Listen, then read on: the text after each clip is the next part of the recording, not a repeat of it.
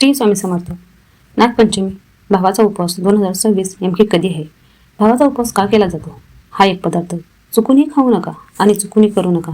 या चुका नाहीतर उपवासाचे पुण्य मिळणार नाही. मैत्रिणींनो, नागपंचमीच्या निमित्ताने जवळपास प्रत्येक घरामध्ये महिला अत्यंत श्रद्धेने आणि आनंदाने भावाचा उपवास करतात. पण हा भावाचा उपवास नेमका का केला जातो? या उपवासामागील पौराणिक कथा काय आहे?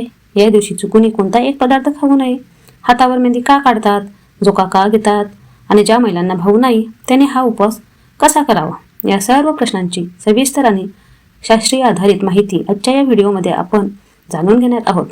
त्यामुळे हा व्हिडिओ स्किप न करता शेवटपर्यंत नक्की पहा. तर नमस्कार मैत्रिणींनो, श्री स्वामी समर्थ. भावाच्या दीर्घ आयुष्यासाठी आणि उत्तम आरोग्यासाठी आणि सुख समृद्धीसाठी हा उपवास करणाऱ्या माझ्या सर्व मैत्रिणींना भावाच्या उपवासाच्या आणि नागपंचमीच्या हार्दिक शुभेच्छा. व्हिडिओमध्ये पुढे जाण्याआधी व्हिडिओला एक लाईक अवश्य करा व आपल्या चॅनलवर नवीन असाल तर सबस्क्राईब जरूर करा. मैत्रिणींनो, यंदा 2026मध्ये नागपंचमीचा पवित्र सण श्रावण महिन्यातील शुक्ल पक्षातील पंचमी तिथीला साजरा केला जाणार आहे. ही शुभ पंचमी तिथी सोमवार 17 ऑगस्ट 2026 रोजी आली आहे.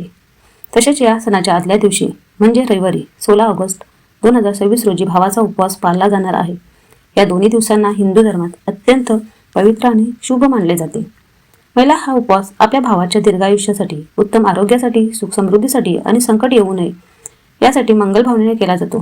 श्रावण महिना हा आपल्या हिंदू धर्मामध्ये अत्यंत पवित्र महिना मानला जातो. या महिन्यातील प्रत्येक सणाचे स्वतःचे असे काही वेगळे आणि धार्मिक आध्यात्मिक महत्त्व आहे. त्यामधील पहिल्या मोठ्या सणापैकी एक सण म्हणजे नागपंचमी. नागपंचमी हा सण नागदेवतेच्या पूजेसाठी समर्पित मानला जातो. भगवान शिवांच्या गळ्यात विराजमान असलेले वासुकी नाग, तसेच शेषनाग, तक्षक आणि इतर नागांचा उल्लेख आपल्या पुराणामध्ये आणि धार्मिक ग्रंथांमध्येही आढळतो.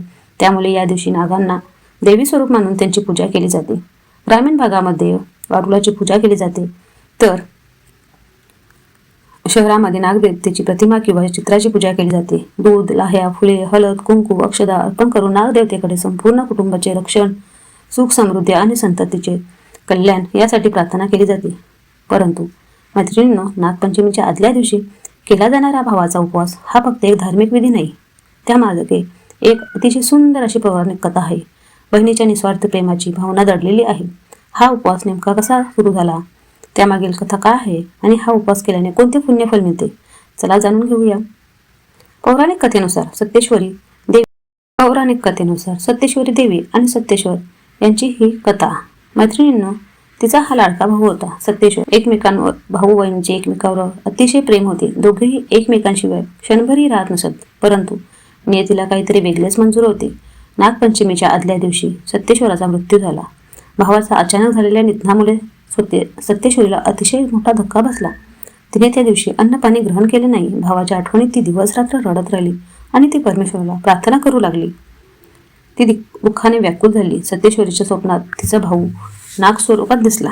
सत्येश्वरीने त्या नाग रूपालाच आपल्या भावाचे स्वरूप मानून त्याची मनोभावे पूजा केली. तिची श्रद्धा, प्रेम आणि निस्वार्थ भावना पाहून नागदेवता प्रसन्न झाली. तेव्हा नागदेवतेने सत्येश्वरीला आशीर्वाद दिला, आजपासून जी बहीण मला आपल्या भावाच्या रूपात मानून श्रद्धेने पूजा करेल, उपवास करेल आणि आपल्या भावाच्या दीर्घायुष्यासाठी प्रार्थना करेल, तिच्या भावाचे मी सर्व संकटांपासून रक्षण करीन. त्यासाठी दीर्घायुष्य, सुख आणि समृद्धी प्रदान करीन.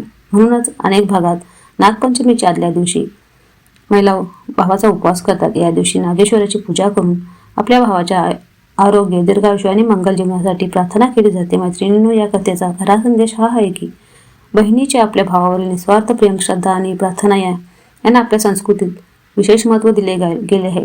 उपवासामागे केवळ अन्नाचा त्याग नसून प्रेम, विश्वास आणि कुटुंबाच्या कल्याणाची भावना आहे. आता प्रश्न असा पडतो की भावाचा उपवास केल्याने नेमके कोणते पुण्यफल मिळते? कोणत्या महिलांनी हा उपवास करावा आणि ज्या महिलांना भाऊ नाही त्यांनी हा उपवास धरावा का? आणि आपल्या भावाच्या जीवनामध्ये कोणते शुभ परिणाम घडतात? नागपंचमीच्या आदल्या दिवशी श्रद्धेने आणि नियमपूर्वक केलेला भावाचा उपवास अत्यंत पुण्यदायी मानला जातो. असे मानले जाते की या दिवशी बहिणीने आपल्या भावाच्या दीर्घायुष्यासाठी केलेली मनापासून प्रार्थना नागदेवतेपर्यंत पोहोचते. नागदेवतेच्या कृपेने भावावरील उत्तम आरोग्य लाभते. त्याच्या जीवनात सुख, शांती व समृद्धी नांदते. या उपवासाचे आणखी भाऊ बहिणीच्या नात्यातील प्रेम, जीवाला आपुलकी, ओढ हे दृढ होते. केवळ रक्ताच्या नात्यापुरतेच नव्हे तर कुटुंबातील स्नेह एकोपाही वाढतो. अशी या उपासामागे भावना आहे. श्रद्धेने केलेले व्रत मनाला संयम, सात्विकता आणि सकारात्मक विचारांची दिशा देते. म्हणूनच या दिवशी राग, वाद, कटू बोलणे, कोणाचाही अपमान न करणे, न ठेवणे टाळावे. मैत्रिणींनो, लक्षात ठेवा, उपवासाचे फल केवळ अन्न न खाल्याने मिळत नाही. उपवासाचे खरे फल श्रद्धा, शुद्ध आचरण, सात्विक आणि ईश्वरावरील श्रद्धा, विश्वास यामुळे मिळते.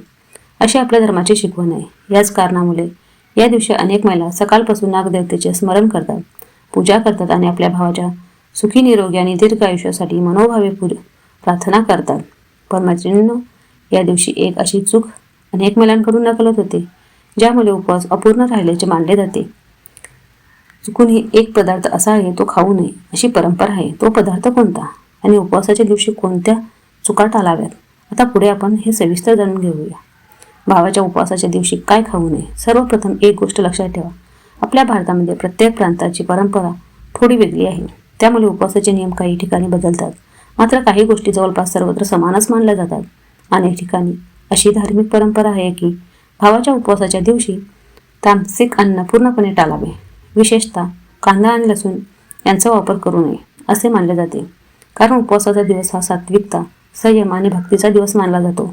तसेच मांसाहार, मद्यपान किंवा कोणत्याही प्रकारचे व्यसन या दिवशी पूर्णपणे वर्ज्य बोलू नये, कोणाचा अपमान करू नये, हे व्रताच्या भावनेत बाधक आहे.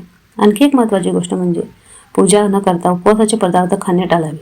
प्रथम नागदेवतेचे स्मरण करावे, पूजा करावी, प्रार्थना करावी आणि त्यानंतरच उपवास सोडावा. उपवास करत असाल तर शक्यतो सात्विक पदार्थच घ्यावे. फळे, दूध, दही तसेच आपल्या घराच्या परंपरेनुसार उपवासाचे पदार्थ ग्रहण करावेत.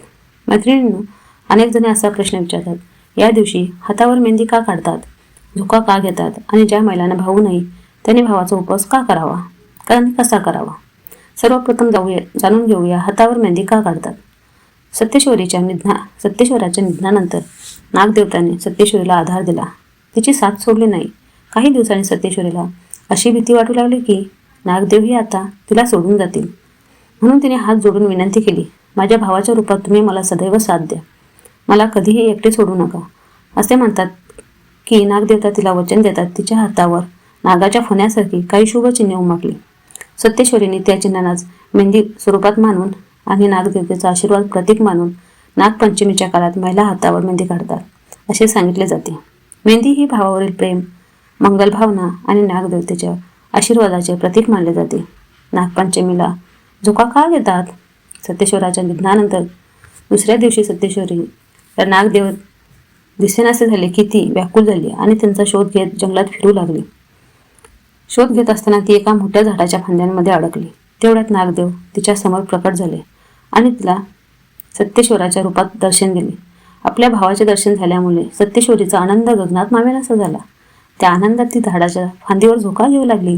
तेव्हापासून नागपंचमीच्या दिवशी मनाचा झोका अशी प्रथा प्रचलित झाली. असं मानलं जातं, हा झोका जितका उंच जातो तितकी भावाची प्रगती उंचावत जाते आणि झोका खाली येताना भावाच्या आयुष्यातील दुःख, संकटे आणि अडचणी दूर होत. अशी भावना अनेक भागात आजही ही परंपरा आहे. भाऊ नसेल तर भावाचा उपवास करावा की नाही, बऱ्याच महिलांचा हा प्रश्न आहे. नागपंचमीच्या आदल्या दिवशी धरला जाणारा भावाचा हा उपवास नागदेवतेला भाऊ मानून किंवा ज्या महिलांना भाऊ नाही त्यांनी नागदेवतेला आपला भाऊ म्हणून हा भावाचा उपवास करायचा आहे. मैत्रिणींनो, या दिवशी नागदेवतेबरोबरच भगवान शिवाचीही पूजा केली जाते. कारण भगवान शिवाच्या गळ्यात वासुकी नाग विराजमान आहेत. त्यामुळे शिवपूजा आणि नागपूजा केल्याने त्यांच्या कृपेचा आशीर्वाद लाभतो. आता जाणून घेऊया या दिवशी कोणत्या गोष्टी टाळाव्यात. परंपरेनुसार नागपंचमी आणि भावाच्या उपवासाच्या दिवशी काही गोष्टी वर्ज्य कराव्यात. या दिवशी शक्यतो तळणे म्हणजे कोणतीही गोष्ट तळू नये, कारण अग्नी तळणी करणे टाळल्याची परंपरा आहे. तसेच विडी, चाकू किंवा धारदार हत्यार आणि भाजी किंवा इतर कोणतेही पदार्थ कापू नयेत अशी प्रथा अनेक ठिकाणी पाळली जाते. या दिवशी अतिशय गरम अन्न खाऊ नये. उपवासाचे पदार्थ असले तरी ते थोडे थंड झाल्यावरच ग्रहण करावेत. याशिवाय कोणाशी वादविवाद करू नये, कटू बोलू नये, राग धरू नये, कोणाचे मन दुखू नये. कारण उपवासाचा खरा अर्थ केवळ अन्नाचा त्याग नसून मन, वाणी, आचरण यांचीही शुद्धता आहे. प्रेम आणि शांत मनाने केलेला भावाचा उपवासाचा सर्वाधिक फलदायी मानला जातो. अशी आपल्या परंपरेची शिकवण आहे. तर मैत्रिणींनो, घेतली या उपवासामागील सत्येश्वरी आणि सत्येश्वर यांची कथा, उपवासाचे महत्त्व, कोणते पुण्य फूल मिळते, हातावर मेहंदी का काढली जाते मानाचा धोका का घेतला जातो, कोणत्या गोष्टी टाळाव्यात, हा उपास श्रद्धेने का करावा, या सर्व गोष्टी आपण समजून घेतल्या. मैत्रिणींनो, आपण प्रत्येक सणामागे केवळ धार्मिक विधी नसतात, तर त्यामागे प्रेम, आपुलकी, नात्याची जपणूक, श्रद्धा आणि संस्कारांचा अतिशय सुंदर संदेश दडलेला असतो. भावाच्या उपवासाचाही याच भावनेने केला जातो.